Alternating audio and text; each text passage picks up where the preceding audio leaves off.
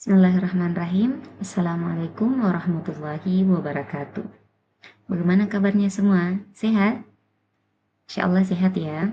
Oke, untuk video pembelajaran kali ini, kita akan belajar tentang meraih kesuksesan dengan kompetisi dalam kebaikan. Sebelum kita memulai pelajaran hari ini, mari kita sama-sama membaca Bismillah. Tujuan pembelajaran kita pada materi kali ini, yang pertama, peserta didik mampu menganalisis ayat Al-Quran serta hadis yang berkaitan dengan kompetisi dalam kebaikan. Dan yang kedua, peserta didik membaca serta menghafal tentang ayat dan hadis yang berhubungan dengan materi. Dan yang ketiga, peserta didik menyajikan konten dan paparan yang berhubungan dengan materi. Dan yang terakhir, kalian mampu mengimplementasikan sikap kompetitif dalam kebaikan. Lebih jelasnya, agenda kegiatan kita kalian bisa perhatikan di gambar yang Ibu sematkan di atas. Nah, selanjutnya, coba kita ingin menguji sejauh mana kita punya pengetahuan setelah kita mengetahui tema pembahasan kita pada hari ini. Coba kalian perhatikan gambar yang Ibu tampilkan di layar.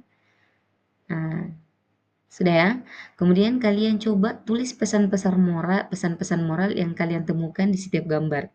Nah, dari pesan moral tersebut, coba kalian kaitkan dengan tema pembahasan kita hari ini terkait meraih kesuksesan dengan kompetisi dalam kebaikan. Peta konsep pada pelajaran kali ini, yang pertama Ibu akan menjelaskan tentang pengertian kompetisi dalam kebaikan, menunjukkan ayat dan hadis terkait, dan yang terakhir pesan dan manfaat mempelajari materi kompetisi dalam kebaikan. Nah, anak-anakku sekalian, sekarang kita masuk di pembahasan terkait pengertian kompetisi dalam kebaikan. Berkompetisi dalam kebaikan artinya kita berlomba-lomba melakukan hal-hal baik seperti amal saleh, kebaikan, atau amal sosial dan kontribusi kepada masyarakat. Di sini kita tidak mau kalah, kita selalu ingin unggul. Sebagaimana Allah Subhanahu wa taala telah memberikan pengarahan bahkan penekanan kepada orang-orang beriman untuk senantiasa berkompetisi atau tepatnya berlomba dalam kebaikan sebagaimana firman-Nya dalam Quran surat Al-Maidah ayat 48.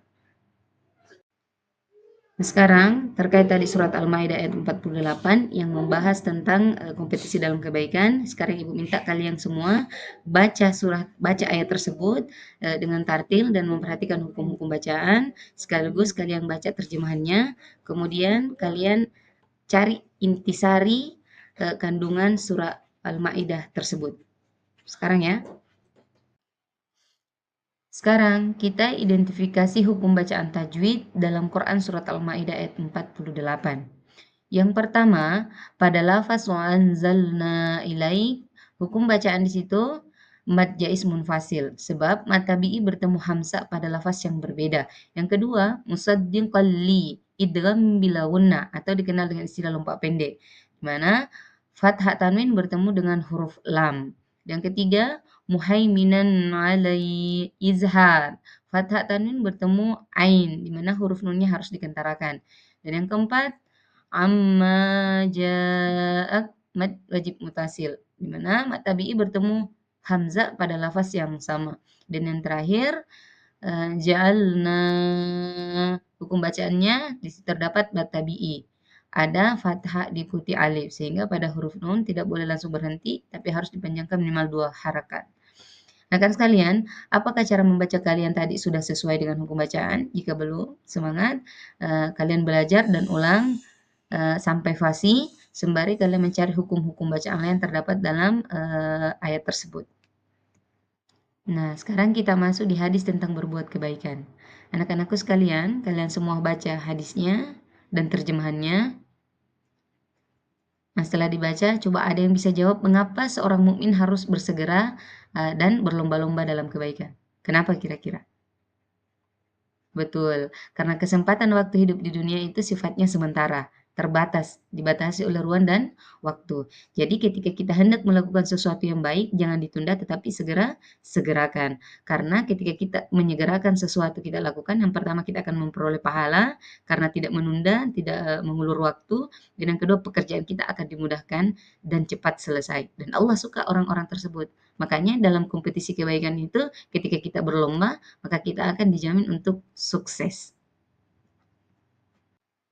Nah, sekarang dari Quran surat Al-Maidah tadi ayat 48 ada pesan mulia ketika kita berkompetisi dalam kebaikan. Kita dianjurkan untuk melakukan 6 supaya kita istiqomah.